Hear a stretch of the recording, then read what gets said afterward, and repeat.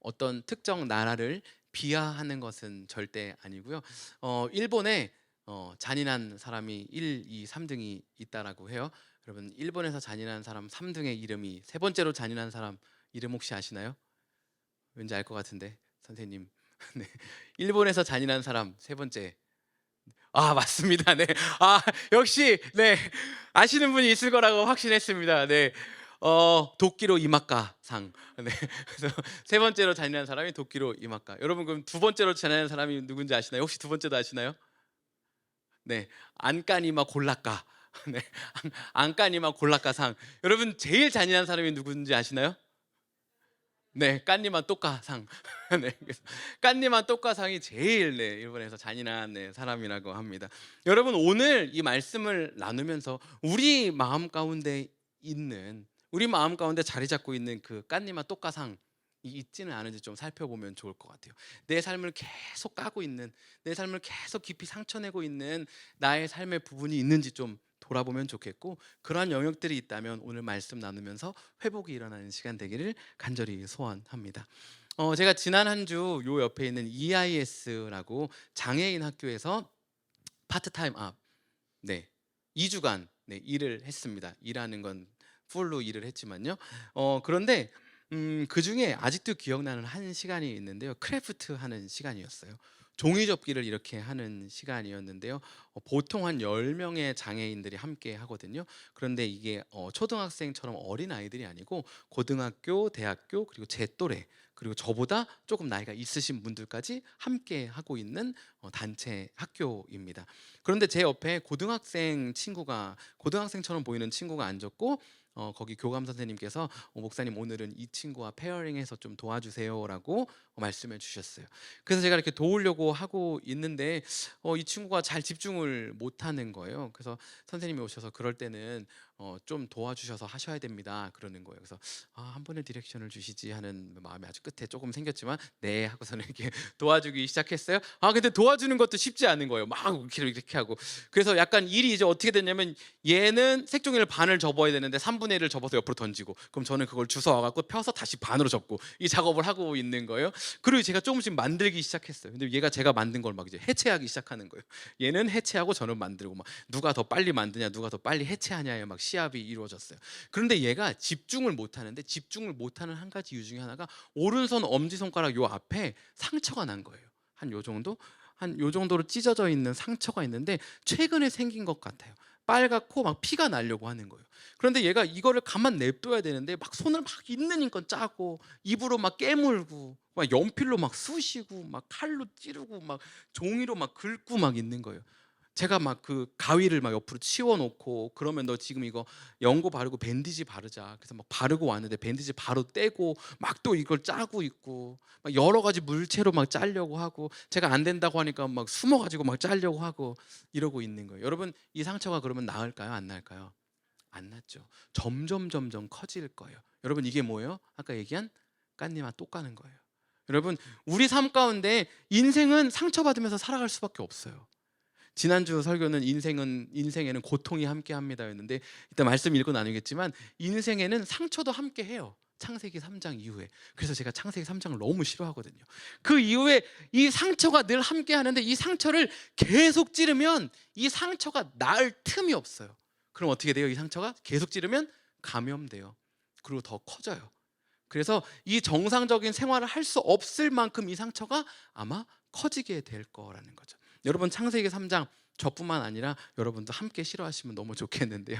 창세기 3장에서 선악과를 따먹잖아요. 그리고 창세기 3장 23절에 어떤 일이 일어나냐면 하나님께서 아담과 하와를 에덴 동산에서 내어 쫓으십니다.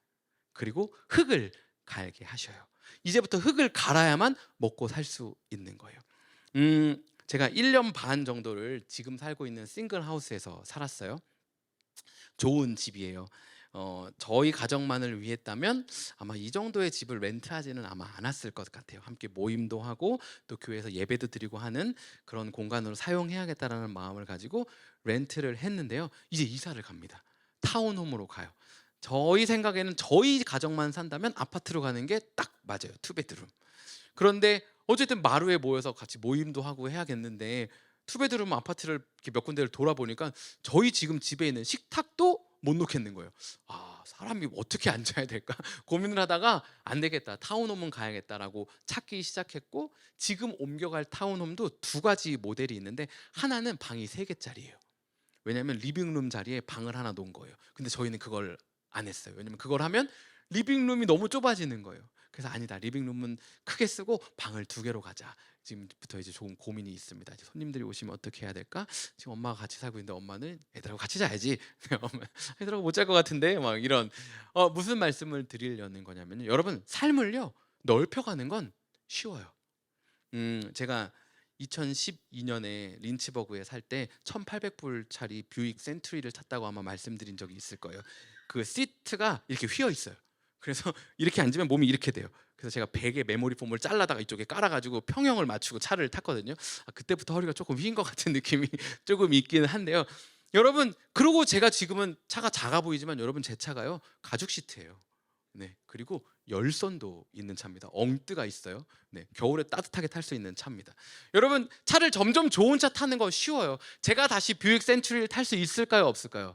탈 수야 있겠죠. 근데 영 탐탁지 않겠죠. 이제는 40이 넘었는데 허리가 꼬이면 안 되는데 막 이런 생각 가질 거예요. 여러분, 싱글하우스 뭐 3,000불, 4,000불, 5,000불짜리 렌트 살던 사람이 10,000불짜리 집으로 렌트로 이사 가서 사는 건 할 수 있어요. 짐도 또 사면 돼요.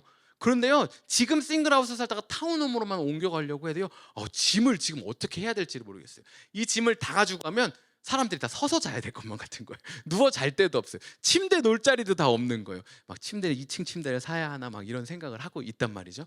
여러분, 무슨 얘기냐면요, 창세기 3장 전까지 아담과 하와가 어디서 살았다고요? 에덴 동산에서 살았다고요.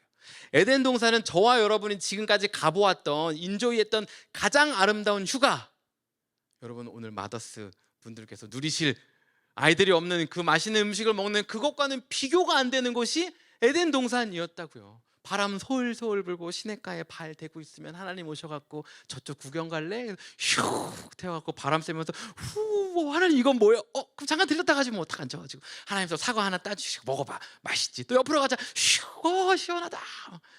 여러분, 행복하게 사는 그곳이 에덴 동산이었어요. 일할 필요가 없어요. 하나님 졸린데요, 자다가 눈 떴어. 목마르다, 물 먹고. 목마르니까 먹고 나니까 배고프네. 또 바나나 따서 먹고. 바나나 왜 이렇게 맛있지 하다가 좀 더 자야겠다, 자고. 여러분, 이런 삶들 꿈꿀 수도 없는 게 지금 저희들의 모습 아니에요. 어디 졸리다고 잠을 잘 수가 있겠어요? 네, 일하거나 아이들 보거나 뭔가 해야 되거나 얼마나 처리할 일이 많아요. 근심과 걱정과 불안과 두려움이 없는 그게 창세기 3장 이전의 삶이었다라는 거예요. 그런데 선악과를 먹고 나서 3장 24절에 오늘 무슨 일이 일어나요? 에덴 동산에서 쫓겨나는 거예요. 여러분, 쫓겨난 첫날 아담과 하와가 어디서 잤을까요? 아담과 하와가 서로 무슨 얘기했을까요? 제가 곰곰이 생각해 봤는데 땅바닥에서 잤을 것 같아요. 풀 깔아놓고. 네. 그리고 제 생각에는 둘이 말 안 했을 것 같아요. 네. 그날은 적어도 말 안 했을 것 같아요. 이 참담한 이제 흙을 갈아야 먹을 걸 먹을 수 있다니까요. 예전에는 그냥 따서 먹으면 됐어요. 졸리면 자면 되는데 이젠 자려는데 불안한 거예요. 그전에는 불안함을 느낄 필요가 없었는데 이젠 불안한 거죠. 사자 오는 거 아니야? 누가 오는 거 아니야? 불안한 거예요. 어떻게 먹고 살지? 그렇게 살기 시작했을 거예요. 그러다 어느 날 아담이 땅을 갈고 있는데 너무 힘든 날 와서 집에 와서 무슨 얘기했을까요? 너 때문에 지금 선악과 진짜 막 아마 이제부터 막 싸움이 시작됐겠죠. 그럼 네가 먹지를 말든가. 네가 먹은 거 아니야? 내가 입에 막 넣었냐? 막 이러면서 이제 부부 싸움이 시작됐겠죠. 그리고 아마 또 며칠 말을 안 했을 거예요. 제 느낌상, 저의 지극히 개인적인 견해로는 처음에는 아담이 조금 파워가 있었을 것 같아요. 네가 먼저 먹었잖아, 그리고 줬잖아, 이랬을 것 같아요. 여러분, 근데 언제 전세가 역전됐을까요?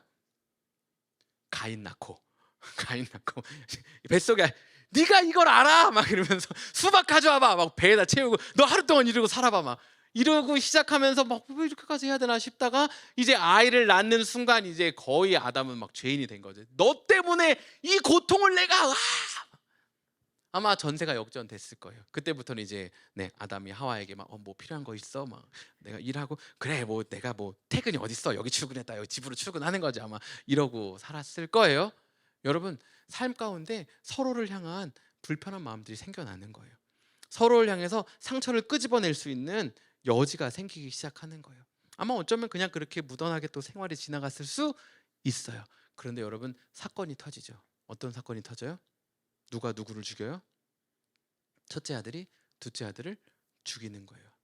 여러분, 이건 아마 아담과 하와가 상상도 못했던 고통을 처음 경험한 걸 거예요.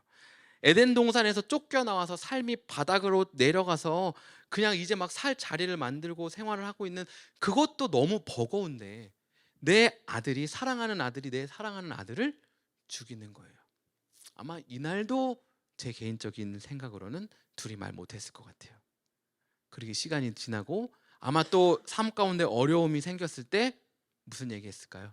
가정을 이루고 서로 맞춰가는 첫 번째 다툼의 스테이지를 지나고 나면 생겨나는 자녀 양육을 어떻게 할 것인가에 대한 스테이지가 이제 시작되기 시작했겠죠. 너는 애를 교육을 어떻게 시켰길래 애가 분노 조절을 못 해가지고 사람을 쳐 죽이게 만드냐고. 그럼 또 뭐라고 얘기할 거예요? 자녀 교육은 나만 하는 거야? 네가 잘했어야지. 아마 이런 다툼이 또 시작되지 않겠어요?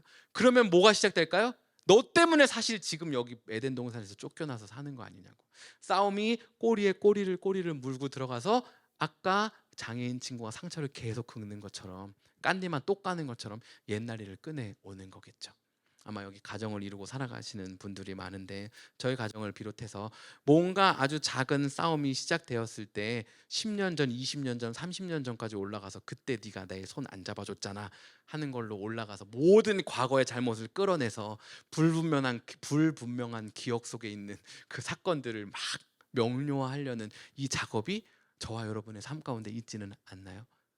여러분이 관계하고 살아가고 있는 누군가와 서로의 어떤 어려움 때문에 상처를 주고 잘못된 일들이 일어났을 때 그거를 끄집어내고 또 긁고 또 긁고 또 긁고 하고 있지는 않느냐는 거예요. 여러분, 이 가운데 회복이 없다라는 거예요. 여러분, 이 가운데 회복이 없을 뿐만 아니라 계속해서 염증과 골μum이 있고 이것이 우리 삶을 다 점령하게 될 거라는 거예요. 여러분, 그러면 어떻게 해야 될까요? 우리 삶 가운데 상처가 있을 때, 나를 짓누르는 무언가 있을 때 내가 이걸 어떻게 핸들할 수 있을까요? 여러분, 너무나도 잘 아시는 것처럼 정답은 내가 품는 거예요. 사랑으로 보듬는 거예요. 여러분, 그런데 이게 잘 안 되잖아요. 얘가 나를 상처 줬는데, 얘가 날 아프게 했는데 어떻게 사랑으로 품을 수 있겠어요? 여러분, 그 사랑이 누구의 사랑이에요? 하나님의 사랑이라는 거예요. 그러니까 하나님이 사랑이 내 안에 가득할 때, 내가 그걸 경험하고 누리고 있을 때 내가 썸띵을 할 수 있는 거예요. 왜? 로마서 5장 8절에 보면 뭐라고 말씀하고 계세요? 우리가 아직 죄인 되었을 때에 하나님이 우리를 사랑했다라는 거예요. 그러니까 얘가 나에게 잘해줬을 때 내가 얘를 사랑하는 게 아니라, 내 주변에 누가 있는데 이 사람이 나에게 맛있는 거 사주고 어디 데려다주고 돈도 주고 뭐도 주고 했을 때 얘를 사랑하는 게 아니라, 하나님의 마음이 내 안에 거하면 얘가 지금 나를 찌르는데도 내가 얘를 사랑할 수 있다라는 거예요. 네가 비록 나에게 호의를 베풀고 있지 않지만, 어떻게 보면 나에게 상처를 준 것만 같고 나의 삶의 어려움이 너로부터 시작된 것 같지만, 그럼에도 불구하고 이 사람을 품을 수 있는 것, 그거 뭐라고요? 지금 로마서 5장 8절에서 말하고 있는 이 하나님의 사랑이 있을 때만 가능하다라는 거예요. 여러분, 아담과 하와가 서로를 용납하고 용서하는 일이 쉬웠을까요? 아니요. 저는 결코 쉽지 않았을 거라고 생각해요. 왜냐면 아담과 하와는 저와 동일한 사람이었을 거고, 저는 때로는 아주 작은 것도 이 마음속에서 이렇게 씻어서 내보내는 게 정말 어려운 사람이거든요. 지금 여러분 표정은 넌 그렇구나, 우린 안 그래, 약간 이런 느낌으로 보고 계신 것 같은데, 여러분, 우리 다 그렇지 않아요? 남들이 보기엔 그게 뭐 그렇게 힘든 일이야? 근데 나는 힘든 거예요. 야, 그게 뭐, 너는 진짜 애가 왜 이렇게 꼬였어? 라고 하는데 나는 꼬인 거예요. 여러분, 그게 저와 여러분의 삶이잖아요. 하나님 앞에도 마찬가지예요. 아직 죄인 되었을 때 우리를 사랑해 주신 하나님의 그 사랑이 있는데, 우리의 경험과 우리의 가치관 때문에 하나님 이런 것들을 사랑하고 품으실 수 있다고요? 잘 이해가 안 되는데요? 하는 게 저와 여러분의 모습이 아니라는 거죠. 여러분, 이사야 1장 18절에 그러한 우리의 모습 가운데 하나님이 뭐라고 말씀하고 계시냐면, 야, 일로 와봐. 네 죄가 얼마나 붉은데, 네가 얼마나 큰 상처 입었는데, 얼마나 큰 어려움에 있는데 걱정하지 마. 내가 깨끗게 해줄게. 내가 거룩하게 만들어줄게. 내가 희게 만들어 줄게, 깨끗하게 해줄게 라고 말씀하시는 것이 바로 이사야 1장 18절이라는 거예요. 여러분, 우리 삶 가운데 이건 내가 정말 용납할 수 없을 것 같아. 때로는 나의 어떤 결정, 때로는 나의 어떤 모습들, 때로는 다른 사람이 내게 했던 어떤 말과 행동들, 그리고 이 상황들 용납이 안 돼. 난 받아들일 수가 없어. 그런데 오늘 하나님은 어떻게 말씀하세요? 나에게 오면 너 용납될 거야. 깨끗하게 될 거야. 정결하게 될 거야. 라고 하나님이 말씀해 주시는 거예요. 여러분, 아까 말씀드렸던 것처럼 우리 인생은 다 상처를 가지고 살아갈 수밖에 없어요. 그리고 이 상처는요, 가까운 사람일수록 깊은 상처를 만들어요. 여러분, 제가 예배 끝나고 길거리 지나가는데 지나가던 모르는 아저씨가 예이 바보야! 그런다고 제가 으아 나를 바보라 그러다니 하면서 막 제가 일주일 동안 밥을 못 먹고 막 어떻게 날 보고 바보라고 할 수 있지? 내가 목사인데 막 이렇게 살까요? 아니죠. 여러분도 그럴 거예요. 누가 지나가면서 메롱 하고 갔다고서는 나한테 메롱이라 그랬어 하면서 막 한 달 동안 막 여기에 막 끙끙 앓면서 식음을 전폐하고 그 사람을 반드시 찾고 말 거야 하면서 살 사람은 아마 없을 거예요. 그런데 나와 가까이 살고 있는 누군가 와서 난 네 그게 너무 싫어, 나는 너가 그런 거 못 받아들이겠어 하는 그 한마디가 나를 찌르는 거잖아요. 여러분, 이 가까운 사람과 이 가까운 사람이 오히려 나에게 깊고 깊은 상처를 줄 수 있다라는 거예요. 그걸 놓는 게 더 어렵다라는 거예요. 계속해서 꺼내고 싶은 그 마음이 있는 거라는 거죠. 계속해서 말하고 있는데요, 이걸 어떻게 해야 된다고요? 하나님의 사랑으로 채워야 된다고요. 베드로전서 4장 8절에 보면요, 뭐라고 얘기하냐면요, 사랑은 모든 죄를, 모든 허물을 다 덮습니다라고 말하고 있어요. 여러분, 여기서 말하는 죄가 뭐냐면요, 헬라어 원어로 하마띠아라는 말이에요. 하마띠아는 무슨 말이냐면요, 요 옆에 가면 타겟이 있는데 이 활을 쐈는데 타겟을 벗어나서 맞은 게 하마띠아예요. 그러니까 하나님이 너네 이렇게 살아 라고 타겟을 주셨어요. 그런데 우리 인생이 그 타겟을 벗어나서 이렇게 살아가는 게 바로 하마띠아, 이 죄라는 거예요. 여러분, 이 죄가 언제부터 시작됐어요? 아까 얘기한 창세기 3장부터 선악과 먹지 마 라고 말씀하셨는데 그 선악과를 따먹는 거, 그러니까 하나님의 타겟을 벗어난 삶이 바로 하마띠아 죄인데 그게 바로 창세기 3장부터 시작된 거라고요. 그런데 사랑은 뭐를 다 덮는다고요? 허다한 죄와 허물을 다 덮는다고요. 여러분, 이 관역에서 벗어난 이 죄로부터 상처가 시작되는 거거든요. 창세기 3장 이전에 상처받을 일이 없어요. 왜냐하면 하나님의 목적대로 사는 하나님의 목적에는 상처가 없거든요. 그런데 하나님의 목적을 벗어난 우리의 삶 가운데, 그러니까 죄의 삶 가운데는 상처가 반드시 필연적으로 생겨날 수밖에 없어요. 왜? 상처를 주지 않는 타겟이 하나님인데 그 타겟을 벗어난 하마티아는 반드시 상처를 수반할 수밖에 없고, 지난주 나눴던 것처럼 고통도 수반할 수밖에 없는 거예요. 여러분, 사랑이 어떻게 한다고요? 그 모든 상처와 그 모든 죄를 덮는다라는 거예요. 허다한 죄와 허다한 허물을 다 덮는 것이 하나님의 사랑이라는 거예요. 여러분, 혹시 집에 마데카솔 연고 있으세요? 네, 한번 화면 띄워주시겠어요? 새살이 솔솔 돋아나는 마데카솔 연고가 있습니다. 다음 화면도 한번 보여주시죠. 여러분, 마데카솔 바르면, 상처에 마데카솔 바르면 새살이 솔솔솔솔 돋아나요. 그래서 아기 피부같이 뽀송뽀송해진다라는 게 이 마데카솔 광고거든요. 여러분, 우리 마음의 상처에요, 하나님의 사랑을 발라야 새살이 솔솔솔솔 돋아나서 회복되는 거예요. 그렇지 않으면요, 이 상처가 계속해서 깊어지는 거예요. 여러분, 이 하나님의 사랑, 하나님의 은혜 가운데 거하는 게 저와 여러분 가운데 너무 익숙하고 편하고 좋은 게 되면 좋겠어요. 그래서 아까 얘기했던 것처럼 깐니만 똑 까고 내 상처를 계속 후집어 파서 내가 회복되고 내가 나을 순간이 없는 그런 삶이 아니라 하나님 앞에 늘 회복되어지는 그런 삶을 살면 좋겠습니다. 여러분, 요한일서 1장 9절에 보면요, 죄를 자백하면 하나님은 신실하시고 의로우신 분이셔서 우리의 죄를 용서하시고 모든 불의에서 우리를 깨끗게 해주실 거래요. 여기에서 말하는 죄도 하마띠아예요. 그러니까 도둑질하고 나쁜 짓하고 이 죄를 말하는 게 아니라 하나님의 관역에서 벗어난 삶, 하나님은 사랑하고 용서하고 희생하라고 말씀하고 계시잖아요. 하나님의 말씀에 순종하라고 말씀하고 계시잖아요. 그런데 그렇지 않았던 나의 삶, 그러니까 상처받을 수밖에 없고 미워할 수밖에 없는 그 삶의 모습을 하나님 앞에 고백하면, 그리고 내가 무언가 상처 준 것이 기억났을 때 그 사람에게 고백하면 하나님께서 용납해 주시고 정결케 해 주시고 우리의 삶을 회복시켜 주신다라는 거예요. 여러분, 어떤 사람들은 이런 얘기들을 해요. 상처는 받으니까 받는 거라고. 상처를 줘도 안 받으면 된다고. 혹할 수 있는 얘기인데, 그러면 로봇이라고 생각해요. 누가 와서 지나가면서 계속 나쁜 말을 하고 막 사람들하고 모여서 막 왕따를 시키고 막 괴롭히고 막 학교 폭력과 뭔가의 막 박탈감을 느껴야 하는 그 상황 가운데 내가 그것을 느끼지 않는다? 이건 마음이 고장 난 거죠. 여러분, 상처는 아까 얘기한 대로 반드시 받을 수밖에 없어요. 가까운 사람으로부터 더 깊이 받을 수밖에 없어요. 여러분, 상처를 안 받는 것이 중요한 것이 아니라 상처를 받은 이후에 나의 삶을 어떻게 살아갈 것인가, 행동과 애티튜드가 중요하다라는 거예요. 우리는 어떻게 해야 된다고요? 상처 안 받기 위해서 다른 사람하고 멀리하고 관계 안 하고. 여러분, 저를 포함해서 사실 나이 들면서 이 아이들처럼 기쁘게 뛰어놀지 못하는 이유 중에 하나는 아마 이 이유가 있지 않나 싶어요. 이 사람이 나를 어떻게 보지? 나 이 사람하고 관계했다가 뭔가 상처받고 싶지 않은데 그냥 차라리 좀 사람 덜 만나고 멀리 있으면 상처 안 받지 않을까? 이런 거. 마음의 문을 계속해서 닫아 나가는 거죠. 여러분, 우리가 결정해야 되는 인생의 태도와 반응은 마음을 닫는 게 아니라는 거예요.